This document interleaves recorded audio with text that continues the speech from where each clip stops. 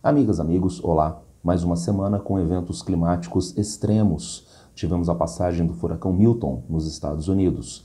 Ele diminuiu para intensidade 4, de 5 a máxima para 4, quando ele tocou na Flórida, mas ainda assim causou estragos e matou pessoas. Também aqui no Brasil, aqui no estado de São Paulo e na cidade de São Paulo, nós tivemos a chegada da frente fria que matou 4 pessoas no interior de São Paulo, a derrubada de um muro, gerou a morte de 4 pessoas, e na cidade de São Paulo, imediatamente, nós tivemos mais de 1,5 milhão de pessoas sem energia elétrica e, por conta não da frente fria, mas da incompetência da Enel, nós temos ainda muitas dessas pessoas sem energia até agora. Temos, portanto, mais uma semana de eventos climáticos extremos, o que remete a mais um debate, a mais uma conversa sobre as formas através das quais o ser humano está interferindo na natureza, interferindo no clima na atualidade. Vamos começar a nossa conversa com o aquecimento oceânico. Nós tivemos recentemente um El Niño bastante intenso e quando ocorre o fenômeno El Niño, ocorre o que aparece no nosso mapa, ocorre aumento da temperatura média oceânica e aumento da temperatura média da atmosfera, do ar atmosférico, em escala planetária. O fenômeno El Niño é um fenômeno de abrangência mundial, mas o fenômeno El Niño retrocedeu em maio deste ano, como está apontando o nosso segundo mapinha, ou melhor, o nosso segundo mapinha não aponta isso, porque as temperaturas oceânicas permaneceram bastante elevadas, mesmo com a retração do El Niño. Então, os cientistas sabem do problema do El Niño, aumenta a temperatura média oceânica, mas passado o fenômeno, as temperaturas do oceano voltam a ficar mais baixas, não é o que aconteceu. A gente reforça isso nesse gráfico que mostra a variação da temperatura superficial oceânica. Vejam vocês na nossa linha mais escura, de 2024. Nós estamos muito acima da média de 1991 a 2000, da média de 1982 a 2010, as linhas tracejadas. Mas nós estamos muito próximos da linha laranja de 2023. Então, vejam vocês, em junho, julho, agosto, setembro do ano passado, nós estávamos com o El Niño de alta intensidade, agora não mais. Só que as temperaturas estão equivalentes, e na verdade há um período agora de ultrapassagem, no finalzinho do gráfico há uma ultrapassagem da temperatura de 2024 sobre a de 2023. Isso é um problema de alta gravidade, inclusive esse é o mecanismo fundamental de formação dos furacões. Furacões são formados em áreas oceânicas superaquecidas, lembrando que se essas áreas oceânicas estão no Mar do Caribe, então trata-se de um furacão. Muda a região, muda o nome, só mudou a região e muda o nome. Se for a Ásia-Pacífico, se chama tufão. Mas são extensas áreas oceânicas quentes, com águas superficiais oceânicas acima de 26,5 graus, que cria as condições de baixa pressão para a formação do furacão, para a alimentação do furacão. E Milton teve um aspecto destacado essa semana. O destaque do Milton foi que ele foi um dos raros, trata-se de um dos raros furacões que teve um aumento de intensidade muito significativa. Milton estava no começo da semana passada com categoria, ele estava numa situação de pré-furacão, ele estava em tempestade tropical, mas ele avançou muito rapidamente, no intervalo de menos de 24 horas, para o furacão categoria 5, o mais intenso que existe. Isto pela alimentação de águas quentes, alimentado em força por águas quentes na região do Golfo do México. Nós temos os estragos relacionados a este furacão. Nós vimos então os danos físicos e a quantidade de pessoas mortas, não apenas no furacão Milton, mas também no Helene, que tinha passado logo anteriormente nos Estados Unidos. Os problemas ambientais estão se desdobrando. Não se trata apenas de um problema climático, de um problema pontual. Nós temos problemas de diferentes ordens. Nós tivemos essa semana uma reportagem da Deutsche Welle sobre a morte de florestas na Alemanha. As florestas estão morrendo, é um cenário que parece de filme apocalíptico, com as florestas extensas e todas ressequidas. A reportagem nos explicava, essas florestas são muito vulneráveis, como todas as monoculturas comerciais, elas são muito vulneráveis às mudanças climáticas. Houve redução da umidade, pluviosidade na Alemanha recentemente, e isso afetou as florestas mais ainda. Monoculturas e essas florestas são sujeitas a pragas, O besouro da casca está atacando essas florestas, fazendo com que haja morte dessas florestas e, no caso, perdas econômicas, porque essas florestas alemãs são plantadas. Elas são plantadas para para a indústria de papel, de celulose, etc. Então, há um prejuízo econômico inerente a essas florestas, mas não se trata apenas do problema dessas florestas especificamente. São problemas de monoculturas em geral. Então nós temos problemas análogos na soja do Brasil, na cana-de-açúcar do Brasil. Isso se desdobra, insisto, economicamente, porque com preços, com menor oferta de cana-de-açúcar, o preço da cana-de-açúcar sobe, o preço do açúcar sobe, de alimentos então, os preços dos alimentos vão subir, mas no Brasil a gente tem a cana-de-açúcar como biomassa base para a produção de combustível. Daí preço do álcool combustível, etanol, também aumenta. Nós temos então já diferentes evidências de impacto no nosso cotidiano dessas mudanças climáticas, o que nos remete à ideia de pontos de não retorno. O que são os pontos de não retorno?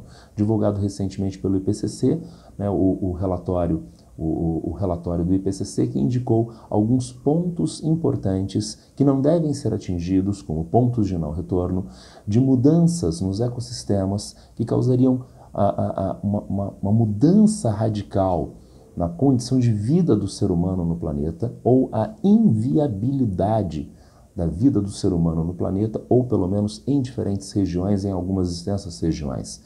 O primeiro desses pontos de não retorno que eu apresentaria para vocês diz respeito ao envelhecimento dos corais, à morte dos corais, embranquecimento e morte dos corais. Isso está relacionado com a temperatura dos oceanos e com a acidificação dos oceanos, dada a maior concentração de gás carbônico na atmosfera, que aumenta a acidez dos oceanos. E daí nós podemos pensar, mas e daí? O que eu tenho a ver com estes corais? Primeiro a gente vê aqui no gráfico, né, no gráfico bem extenso, que nós temos eventos de branqueamento de corais, tanto moderados, até 30% de corais afetados, quanto graves, mais de 30% de corais afetados, se intensificando com o passar do tempo. Nós tivemos aí o pico de 1998, mas novos picos em 2010, em 2016. E lembrando, aquecimento dos oceanos. Foi um dos nossos primeiros slides do vídeo. Nós temos o oceano permanentemente quente desde o ano passado com El Niño e este ano sem El Niño. O gráfico só vai até 2016. A gente pode antever uma condição de maiores problemas para a manutenção dos corais, tendo em vista as temperaturas atuais oceânicas. E como eu perguntei anteriormente, qual seria o problema desse branqueamento de corais? Ora, trata-se de uma área fundamental de berçário de espécies. E, portanto, com a extinção dos corais, essa maternidade oceânica deixa de existir, ou pelo menos funciona muito pior, levando à extinção de espécies e, de novo, um problema econômico, um problema para a manutenção da sociedade, um problema da pesca. Então a gente deixa de ter uma oferta de proteína animal para alimentação das pessoas, tendo em vista a redução de cardumes em áreas oceânicas. Temos ainda um segundo ponto de não retorno, a alteração da circulação meridional de capotamento do Atlântico, né? Um nome bastante peculiar, ou AMOC. O que é o capotamento do Atlântico? É a mudança de temperatura e de direção de correntes marítimas no Oceano Atlântico. Lembrando que as correntes marítimas são um fenômeno muito importante de transferência de energia, de calor na Terra. Nós temos as massas de ar e as correntes marítimas. Então nós temos áreas que são mais expostas à radiação solar com maiores temperaturas, a região intertropical, áreas com menor aquecimento, as zonas temperadas e polares. Mas há uma transferência de temperatura, o calor das áreas intertropicais pode se deslocar para as áreas temperadas e polares através, entre outros, das correntes marítimas, entre outros do capotamento das correntes no Atlântico Norte. Olha aqui o nosso esqueminha que mostra as correntes quentes no Atlântico Sul, principalmente em áreas intertropicais. Então elas vão passar pela região do Golfo do México e daí se deslocam, é a corrente do Golfo, se deslocando em direção à Europa. Águas quentes no litoral europeu, com maior evaporação e, portanto, com aumento de chuvas na Europa. Águas quentes no litoral europeu que aumentam as temperaturas dessas regiões, tornam os invernos europeus menos rigorosos. A gente tem mais ou menos na mesma latitude o Planalto do Labrador no Canadá e as Ilhas Britânicas na Europa. mas as Ilhas Britânicas têm temperaturas médias bem maiores do que o Planalto do Labrador, na medida em que as Ilhas Britânicas são beneficiadas com esta corrente quente do Golfo, que ameniza, portanto, as temperaturas nessas regiões, que aumenta a pluviosidade, as chuvas nessas regiões. Mas e se as mudanças climáticas afetarem esse dispositivo de correntes marítimas no Atlântico Norte? Que mudanças climáticas? Principalmente o aumento de temperatura, derretimento de geleiras, que aumenta a oferta de água não salgada, muda a salinidade nas áreas superficiais oceânicas. Isso poderia inibir esse fenômeno de capotamento das correntes marítimas no Atlântico Norte, né? Na verdade, paralisar este mecanismo.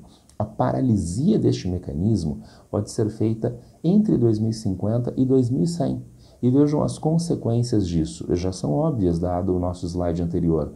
Então, lá na Europa, frio intenso na Europa Ocidental e na costa leste da América do Norte, não beneficiadas mais pela corrente quente do Golfo. Secas no hemisfério norte, porque as águas quentes evaporam mais, né? Com o resfriamento das águas, menor evaporação, secas. Ondas de calor e chuvas na região equatorial, porque nós não temos o resfriamento da vinda das correntes frias do norte em direção a essas regiões. Partes da Amazônia deixam de ser florestas, a savanização da Amazônia e, finalmente, aumento do nível do mar nas regiões costeiras. Uma série de implicações no fim na paralisia deste mecanismo de correntes marítimas no Atlântico Norte. Temos ainda mais um ponto de não retorno, 3. Redução do gelo na Groenlândia e na Antártica. Na verdade, o IPCC trabalha com esses dois itens em separado, não é? Seria redução do gelo na Groenlândia, é um ponto de não retorno. Outro ponto de não retorno seria a região antártica. A gente pode colocar tudo junto didaticamente no nosso vídeo, né? E veja, a gente confirma essa ideia através do gráfico. Dá uma olhada na nossa linha tracejada de extensão do gelo, Nós temos essa linha tracejada com um dos menores níveis médios, fazendo com que a gente tenha a evidenciação de uma tendência de redução dessa capa de gelo. Agora, o que a redução da capa de gelo tem a ver com o clima, com a nossa vida cotidiana? Primeiro, o aumento do nível das águas oceânicas, não é? Menos gelo, maior altura para para o mar nas áreas litorâneas. Segundo, é um fenômeno retroalimentado. O gelo tem um albedo maior, o gelo é branco, então ele reflete a maior parte da radiação solar que chega à superfície, mas a água oceânica é escura, as partes rochosas continentais absorvem mais energia térmica, assim como as águas oceânicas, fazendo com que haja, portanto, uma retroalimentação do fenômeno de aquecimento com o degelo dessas áreas da Groenlândia e da Antártica. Temos ainda o derretimento do permafrost.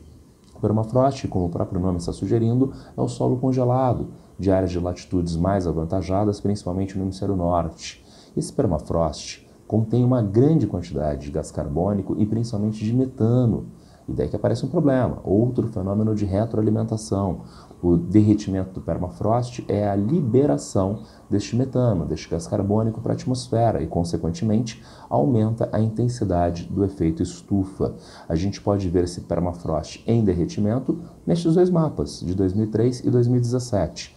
Notem, os mapas estão centrados no Polo Norte. Nós podemos ver a Groenlândia, nós podemos ver a América do Norte, nós podemos ver o norte da Rússia, o norte da Ásia. E notem que em 2003 a gente tem, na verdade em 2017 a gente passa a ter muito menos, né, o permafrost isolado e esporádico com o avanço do derretimento desse permafrost. Finalmente, nós temos o nosso próprio ponto de não retorno na floresta amazônica, a destruição da floresta amazônica que cria uma condição de tendência à savanização da floresta. Há quem diga que hoje é politicamente errado falar savanização, porque remeteria à ideia de que a savana é ruim. Bom, se a pessoa está ligada ao entendimento de problemas ambientais e acha que a savana é do mal, realmente o mundo não merece mais existir, não é? Então vamos continuar utilizando, e como boa parte dos cientistas ainda usam, não é? o termo savanização, o problema da savanização da floresta amazônica. Nós temos aqui uma série de imagens que foram retiradas de um estudo da revista Nature. E o que essas imagens nos mostram para a região amazônica, estendendo para além do Brasil, a região amazônica da América do Sul, mas lembrando que 50% da floresta amazônica se encontra no Brasil. No nosso primeiro mapa aparece a mudança de temperatura média na estação seca, junho a outubro, que revela um aquecimento generalizado, principalmente dessas áreas centrais da floresta amazônica.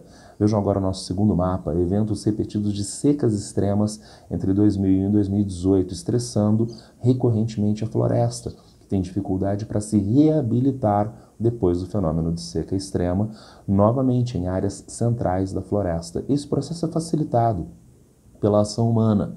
Nós encontramos no nosso terceiro mapa a rede viária, de onde podem se espalhar desmatamento ilegal e a degradação. E por isso é muito problemático a ideia de abrir rodovias na região amazônica. É muito problemática a ideia de pavimentação de rodovias na região amazônica, porque se cria um facilitador para o trânsito massivo de pessoas, inclusive com vistas à atividade criminosa de desmatamento e de fogo na região amazônica. Construir estrada de rodagem na região amazônica é um facilitador do fogo, da devastação da floresta amazônica. E, finalmente, completando a ideia de savanização, nós temos o nosso último mapa que mostra o potencial de transição do ecossistema em todo o bioma amazônico, de transição para ecossistema de savana. Nós encontramos principalmente nessas áreas mais centrais, mais centrais e meridionais, além do extremo norte, já nas Guianas, a tendência de savanização. Temos, portanto, isso. Alterações econômicas muito significativas, patrocinadas pelo homem sobre a natureza, que criam essa condição de pontos de não retorno. Recentemente eu estava vendo uma entrevista de Carlos Nobre, cientista brasileiro, especialista em mudanças climáticas, e foi uma entrevista muito boa e ao mesmo tempo muito lamentável em um aspecto. Muito boa, né? Ele identificando esses pontos de não retorno de uma maneira bastante própria, bastante adequada, né? Mas bastante lamentável no que diz respeito à sugestão que ele faz sobre potencialidade de mudanças, de que a tecnologia poderia gerar alimentos sem causar danos ambientais. Mas, né, meu querido Carlos Nobre, essa tecnologia desenvolvida na nossa sociedade, que é uma sociedade capitalista, que é uma sociedade produtivista e consumista, e, consequentemente, ela vai estar orientada para ganho socioambiental? Claro que não, claro que não. Se trata da nossa sociedade capitalista, então as novas tecnologias são organizadas com vistas ao aumento da produção e da produtividade e, por extensão, agravando todos esses problemas. Há que se pensar numa outra sociedade. Uma outra sociedade pode desenvolver tecnologias que passem a ser aplicadas para a sustentabilidade ambiental ou socioambiental. Na nossa, dentro de estruturas produtivistas e consumistas, não. Isto não tem como ser resolvido. Era isso, um breve vídeo para hoje. Um vídeo sobre as mudanças climáticas e com foco principal nos pontos de não retorno. Se alguém tiver alguma dúvida, algum problema, já sabe. É só me encontrar a qualquer tempo aqui nas redes sociais. Abraço para todas e todos e boa sorte.